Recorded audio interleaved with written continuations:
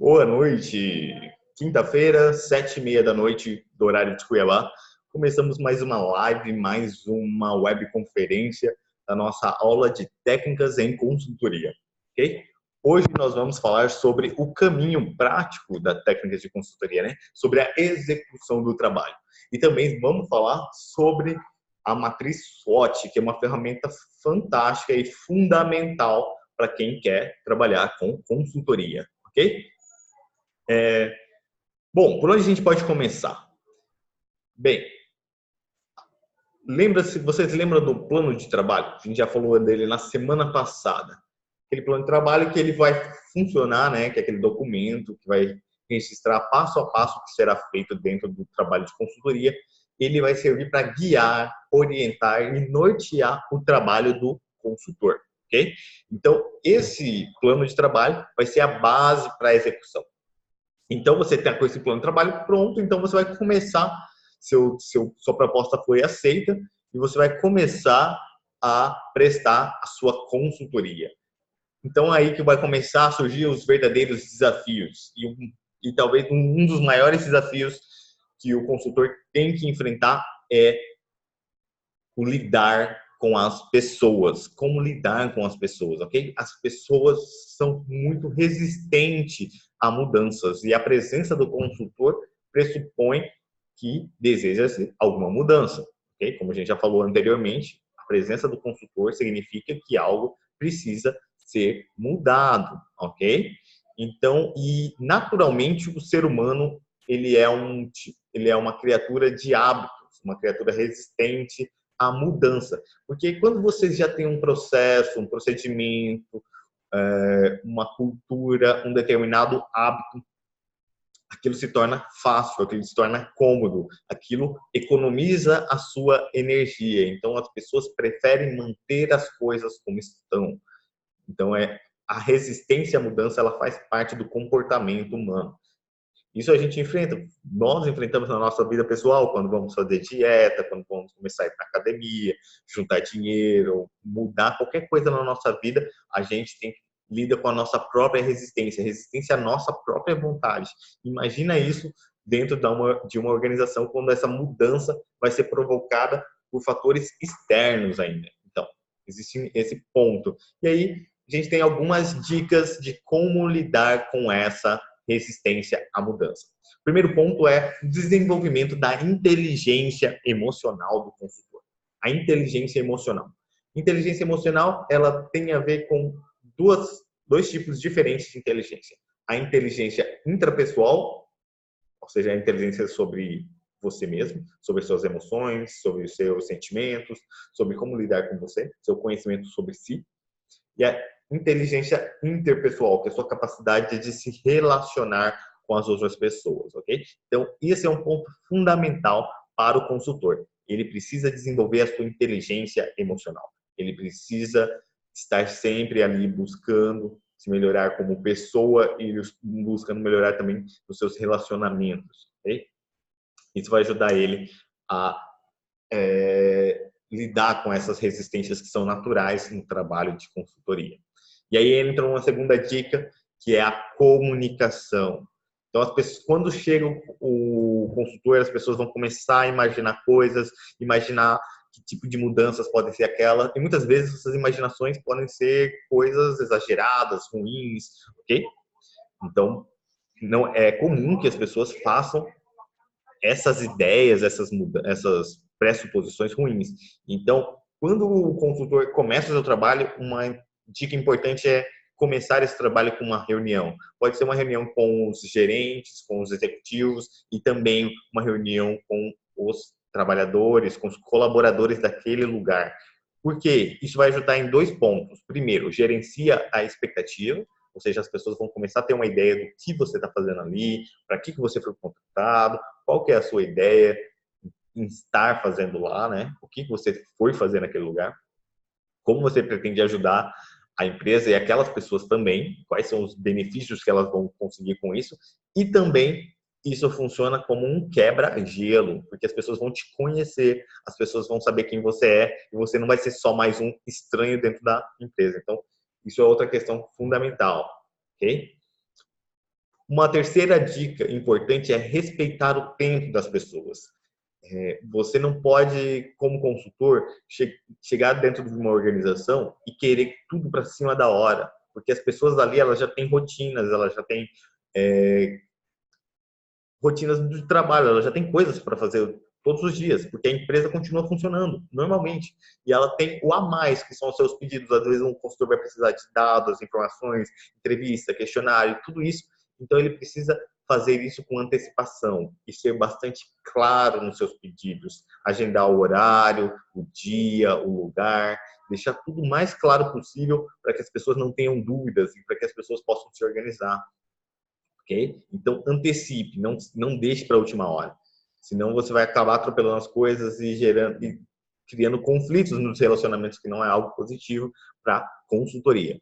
Ok? Então, 3 dicas. Desenvolvimento da inteligência emocional, desenvolvimento de uma comunicação mais assertiva, ok? Começar uma comunicação dentro da organização, que é para gerenciar expectativas e quebrar o gelo, e também respeitar o tempo e as rotinas do lugar, ok? Você tem que atrapalhar o mínimo possível aquelas pessoas, e isso vai te ajudar a fazer melhor o seu trabalho, ok? Ótimo. Uma outra dica é a escuta ativa.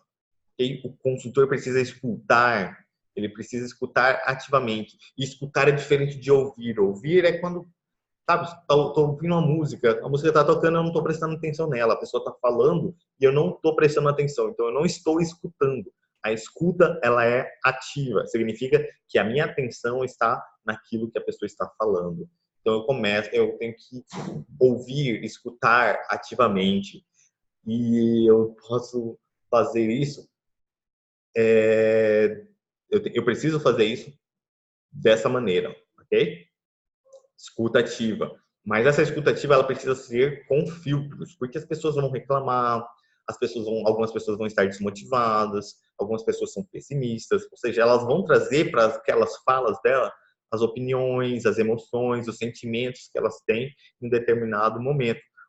O consultor, como profissional, ele tem que conseguir filtrar e retirar apenas o que é mais importante daquelas falas, aquilo que ele vai conseguir dar alguma utilidade dentro do processo de consultoria, ok? Isso é muito, muito importante, ok? Então, as 4 dicas que nós temos são inteligência emocional, desenvolvimento da inteligência emocional, realizar uma comunicação dentro da empresa assim que você começar o seu trabalho, respeitar o tempo das pessoas de forma a atrapalhar o mínimo possível a rotina delas e escutar ativamente as pessoas, ok? São as nossas 4 dicas aí quando você está começando o trabalho de consultoria. E como a gente falou, o trabalho de consultor, ele envolve a mudança, a transformação. Mas existe uma diferença entre essas duas coisas, mudança e transformação. Você sabe qual que é a diferença entre mudança e transformação? Bom, eu vou tentar explicar isso para você. Funciona da seguinte forma: mudança ela é mais suave, ela é mais leve, ok? A mudança ela é quando você dispõe algo de outra forma, quando você altera a organização, altera o processo, quando você altera a direção ou sentido, ou seja, é uma alteração leve. Você não muda a natureza da coisa, ok? A natureza, a essência da coisa continua sendo a mesma, mas você rearranja o processo, faz alguma organização diferente. Transformação é a alteração da estrutura, ok? Você altera a natureza das coisas. Então, dessa forma, quando você altera a estrutura, altera a natureza, é uma coisa muito mais abrupta, é uma coisa muito mais forte.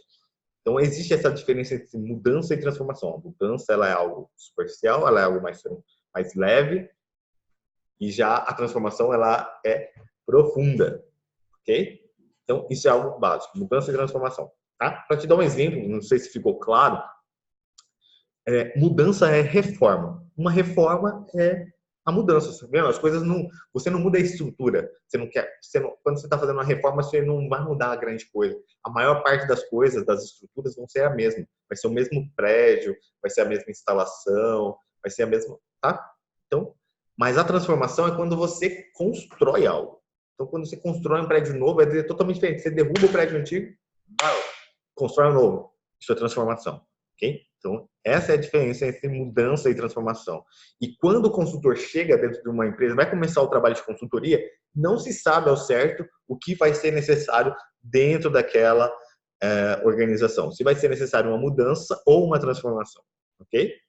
Em alguns casos são mudanças e em alguns casos são transformações. É por isso que o consultor precisa ser paciente. Ele não pode pré-julgar, ele não pode chegar no lugar já com uma opinião formada, já com uma ideia do que ele vai fazer. Ele tem que ser um observador ativo. Ele tem que estar observando o tempo todo como uma espécie de investigador, como um Sherlock Holmes. Ele vai estar ali estudando a organização, ouvindo as pessoas, observando o ambiente, analisando os dados, para com isso identificar o que é que precisa ser feito. Então, uma outra coisa importante é que o consultor ele precisa ser discreto, ok? Ele não pode sair falando e manifestando a opinião dele antes dele ter reunido dados o suficientes para isso, ok? Porque isso pode até atrapalhar o processo de consultoria, porque então o consultor ele precisa ser discreto quanto às opiniões que ele possui e quanto ao que ele tem pensado. Ele só vai fazer isso mais para frente quando ele já tem dados o suficiente e ele já consegue fazer uma leitura mais precisa sobre aquele local, aquela circunstância, a situação. Ok? Fez sentido para você? Ótimo. Beleza. Um outro ponto, voltando à questão da resistência, a resistência das pessoas, elas podem se apresentar de muitas formas, ok? Então, algumas formas que o nosso material traz, por exemplo, é a falta de tempo para se reunir com um consultor, a pressão por resultados reiterados, então pedidos o tempo todo pedindo para mais detalhes, mais informações sobre o que está sendo feito. Um outro argumento que aparece como uma resistência é que a empresa ela é um mundo real e que não tem lugar para teorias, ou seja, o que você aprende, o que está nos livros, o que está nos artigos científicos não serve para o mundo real. Mas tem uma forma de resistência que é ainda pior de todas essas outras que a gente falou, que é o silêncio. Então, quando uma pessoa ela simplesmente não fala nada. Por que o silêncio é uma resistência ainda pior do que as outras? Porque nas outras você pode lidar com a resistência. Você pode trabalhar essa resistência. Já quando a pessoa não fala nada, você não sabe se ela está gostando ou não, entendeu? Então, às vezes, você tem que, se a pessoa não fala nada, às vezes conversar, tentar descobrir de uma forma mais sutil o que aquela pessoa está pensando, o que ela está sentindo. E por que eu preciso fazer isso? Porque se a pessoa possui alguma resistência, a mudança vai ser muito mais difícil, né? Pensa, se você é um paciente, se você é um médico, você está falando com o paciente não acredita naquele tratamento, vai ser muito mais difícil que ele cumpra o tratamento, que ele tome os remédios, que ele faça aquilo que lhe é solicitado, né? Que ele faça as mudanças de hábitos, de comportamentos que precisa para recuperar a saúde dele. Da mesma forma, o consultor para a empresa, a gente sempre trazendo esse exemplo aí do médico, que é uma boa forma de se enxergar a consultoria. Ok? Fez sentido? Então, existem todas essas resistências, elas podem se manifestar dessa forma.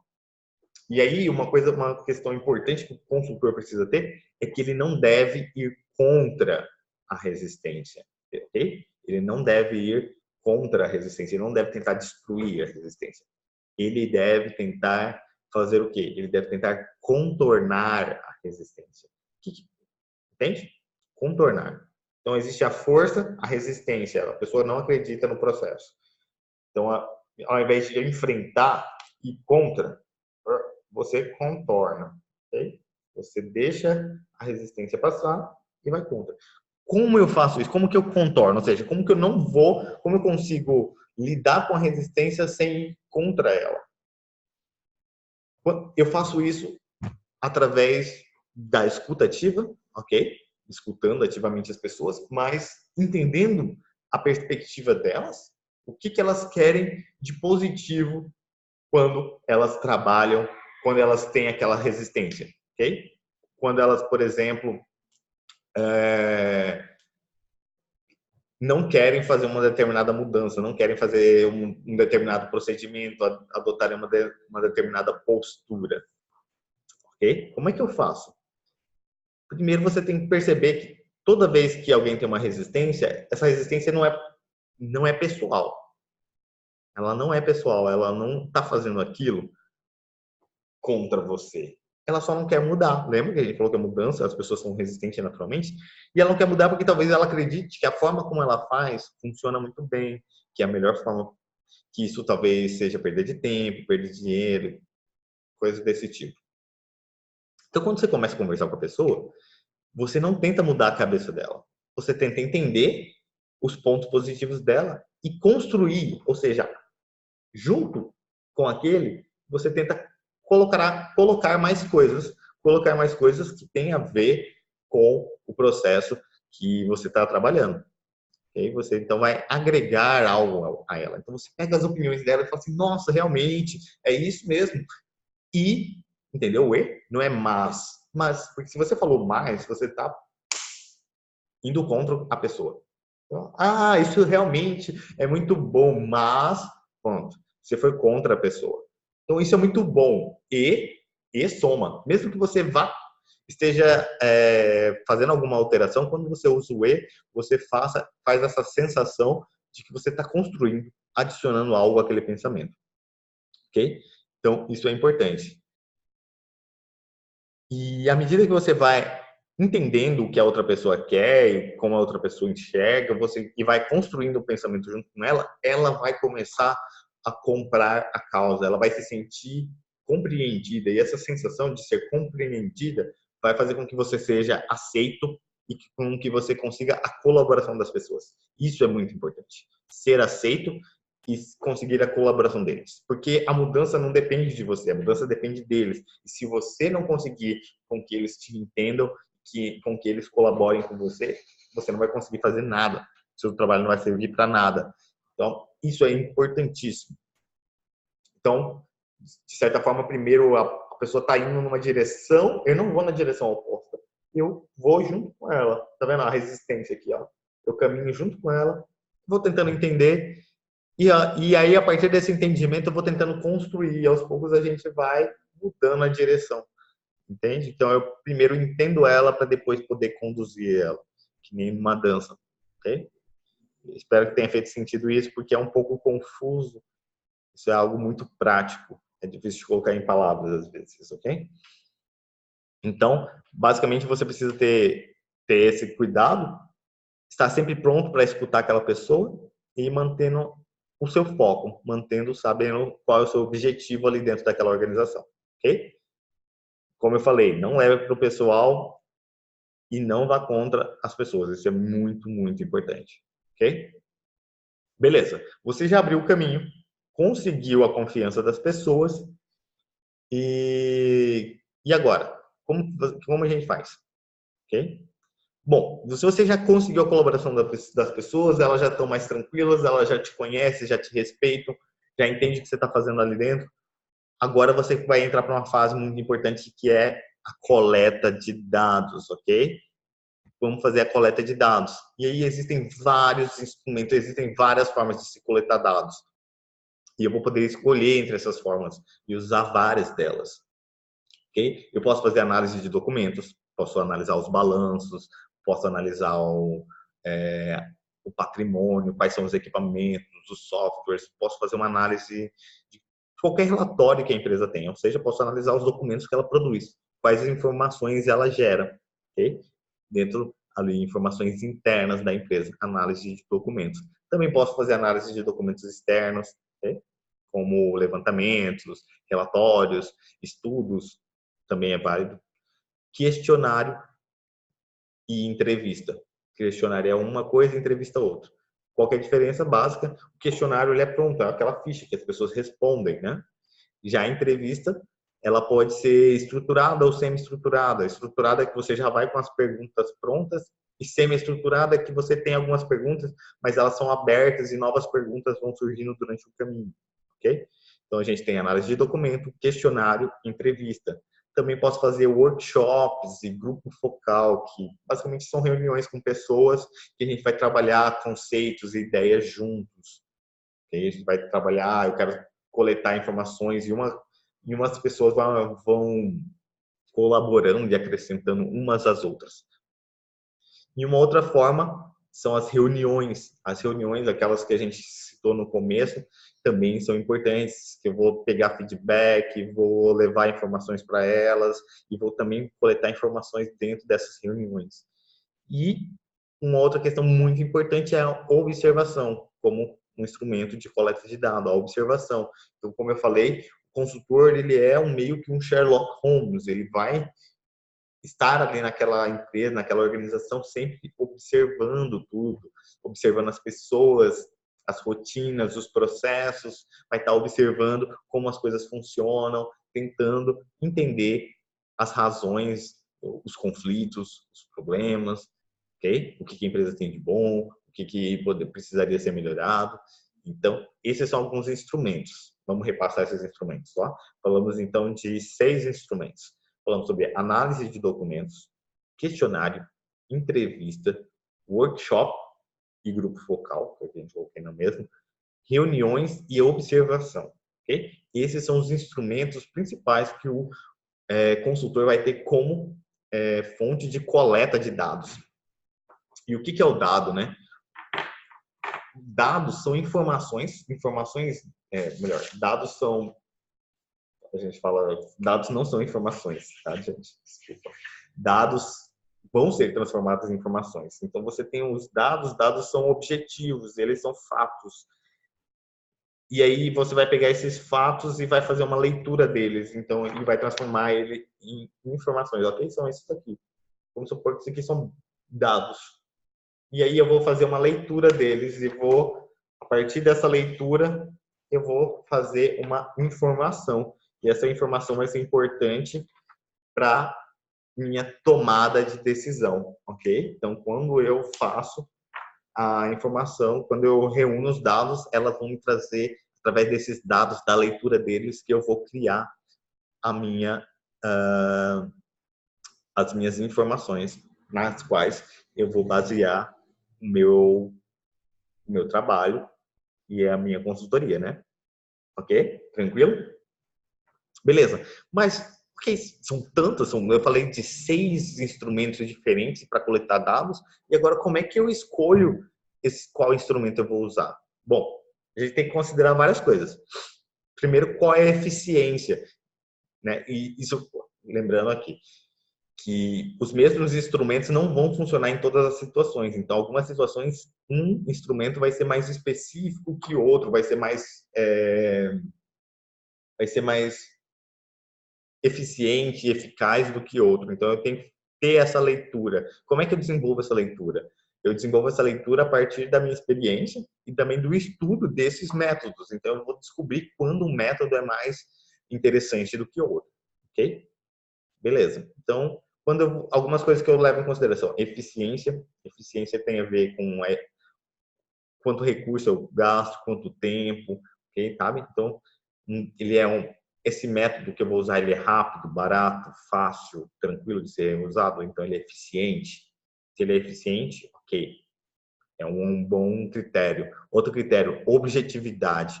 E quando a gente fala de objetividade, a gente quer dizer que ele traz informações objetivas, informações com menor influência da minha opinião, daquilo que eu acho, das minhas crenças como consultor.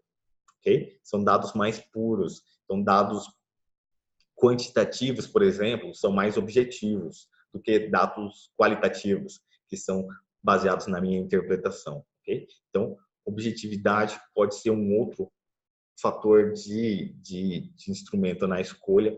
Okay? Comparabilidade, como é que eu posso comparar esses dados uns com os outros? Okay? É possível que esses dados sejam comparados, que eu possa comparar os dados entre setores, entre pessoas. Okay? Abrangência.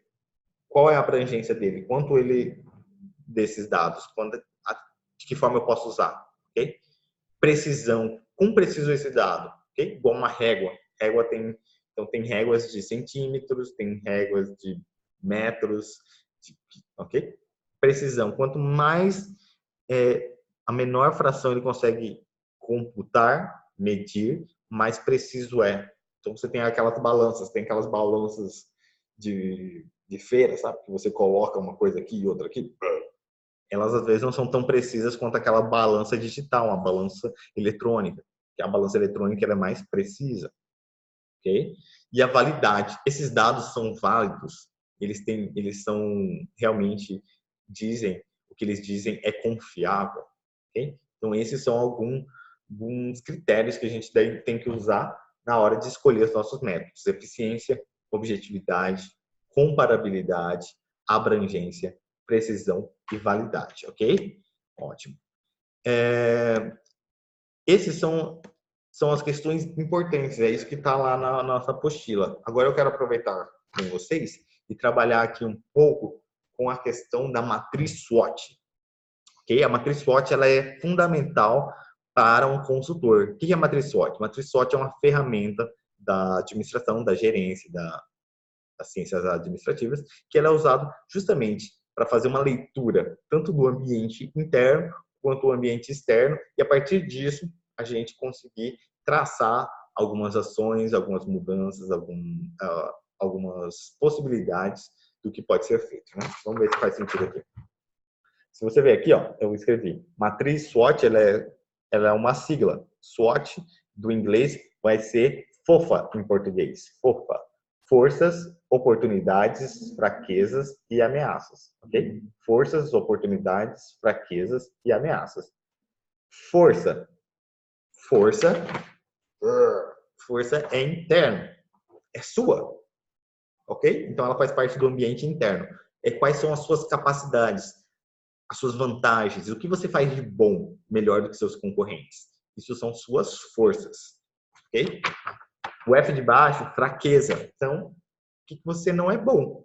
Quais são as suas deficiências? O que seus concorrentes fazem melhor do que você?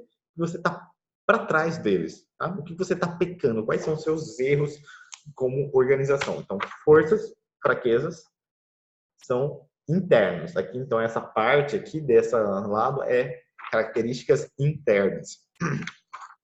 Oportunidades já são externas, são coisas que estão lá fora. Okay? Abrir um concurso. O concurso é uma oportunidade. Ele não faz parte de você, ele está lá fora. É algo que você pode conquistar. É algo que surge no ambiente. Então, oportunidade. Então, a empresa está dentro de um ambiente, ela controla as forças e as fraquezas, e dentro desse ambiente em que ela está, vão surgir oportunidades, que são coisas positivas. E também vão surgir ameaças, que são coisas negativas. Ameaças são situações desagradáveis, não desejáveis, que podem, de alguma forma, afetar negativamente a empresa. Pode ser no lucro, pode ser na fatia do mercado, pode ser em termos de legislação ou qualquer outra coisa, ok? Então, você tá numa avenida e vai começar uma obra, e essa avenida vai ficar parada 2 anos. Uma ameaça? O que você vai fazer? Ok? Você tem que procurar alguma forma. Então, quando eu faço essa análise interna de forças e fraquezas, junto com a análise externa de oportunidades e ameaças, eu começo a identificar dentro do ambiente o que tem de importante lá. Começo a identificar o que eu tenho de bom e o que eu tenho de bom, como isso que eu tenho de bom me ajuda o que eu tenho de bom, forças, o que eu tenho de bom, como isso que eu tenho de bom me ajuda a aproveitar melhor as minhas oportunidades, e como que eu tenho de bom me ajuda a evitar os danos das ameaças. Ok? Faz sentido? Ou seja, eu tenho alguma força. Essa força me ajuda a aproveitar melhor a oportunidade? Essa força me ajuda a evitar os danos dessas ameaças? Essas perguntas são importantes. E aí com as fraquezas também, porque a fraqueza acontece ao contrário. Enquanto a força ela é uma alavanca e algo que te protege, a fraqueza é algo que te deixa vulnerável, porque a fraqueza o quê? A fraqueza te impede de aproveitar uma oportunidade, porque talvez você não esse algo que você não faça bem te impeça, te atrapalhe a aproveitar essa oportunidade.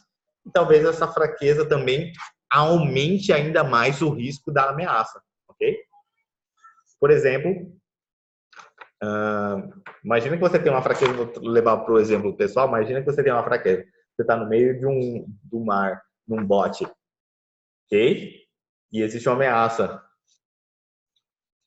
Você tá no meio do bote e você tem uma fraqueza, eu não sei nadar. Eu não sei nadar, é uma fraqueza. Eu tô no bote. E tem uma ameaça. E se esse bote virar, o que que acontece? Ó, a minha fraqueza, eu não sei nadar, faz com que essa ameaça seja muito mais ameaçadora, ok? Mas eu tenho uma força, eu tenho amigos, e esses amigos sabem nadar. Então, talvez esses amigos me ajudem a lidar com o fato de eu não saber nadar, entendeu? Então, a força que eu tenho de amigos me ajuda a neutralizar a ameaça. Da mesma forma, a força ajuda a aproveitar as oportunidades e neutraliza a ameaça. Quer ver? Vamos supor, eu sou uma empresa e eu tenho a, o sistema de entrega de pizzas mais rápido da cidade. É uma empresa de pizza. Entrego pizzas mais rápido da cidade. Eu tenho uma força. A entrega mais rápida, uma força. E vamos supor que aumentou o número de pessoas na cidade por conta de um evento, ok? E essas pessoas vão consumir mais pizzas. Olha, eu tenho uma entrega mais rápida. Então, isso significa que eu posso aproveitar esse aumento temporário do mercado de uma forma positiva. Okay? E vamos supor que aumentou uma ameaça, está entrando uma nova pizzaria no mercado, um novo concorrente. Como eu tenho essa força, eu entrego mais rápido, eu posso às vezes fazer uma promoção que me ajude a lidar com esse concorrente para evitar que eu perca muito mercado. Entendeu? Então, as forças ajudam você a aproveitar melhor oportunidades e a se proteger contra as ameaças, enquanto a fraqueza te deixa vulnerável, te impede de aproveitar oportunidades e te deixa ainda mais suscetível aos danos da ameaça. Então, isso é fundamental. Quando a gente consegue compreender isso da SWOT, eu consigo fazer essas leituras, eu consigo fazer um cruzamento entre essas coisas, igual eu fiz agora para vocês, e traçar estratégias. Isso é o papel do consultor, ajudar a empresa a traçar estratégias, encontrar soluções para os problemas que ela vai encontrar. Entendeu? Por exemplo, se você fosse essa pizzaria e o problema é que a concorrência está aumentando muito. Então, você analisou a empresa e percebeu que ela tem entrega mais rápida da cidade, que ela tem clientes muito fiéis. Então, você vai pegar essas características fortes e fazer estratégias a partir delas. E você vai pegar aqueles pontos fracos e buscar estratégias para minimizar eles. Fazer treinamentos, mudanças dentro da organização para neutralizar esses pontos fracos para que eles não deixem que esses danos, que essas coisas ocorram, ok? Espero que tenha feito sentido para vocês. Se ficou alguma dúvida, manda mensagem para mim. Estamos aqui para te ajudar, ok? Manda mensagem para os tutores também. Vamos perturbar a gente, que a gente quer ser perturbado. E hoje, daqui a pouco, vai ser disponibilizado o questionário dessa semana, tá? E hoje também vai ser o fechamento da semana, do questionário da semana passada, que eu estendi um pouco o prazo a pedido de algumas pessoas, certo? Forte abraço, a gente se vê na semana que vem, nossa última semana, essa é a nossa penúltima semana, então bola para frente, vamos ir com tudo nesse finalzinho de curso e um grande prazer estar aqui com vocês, tá certo? Abração e até logo.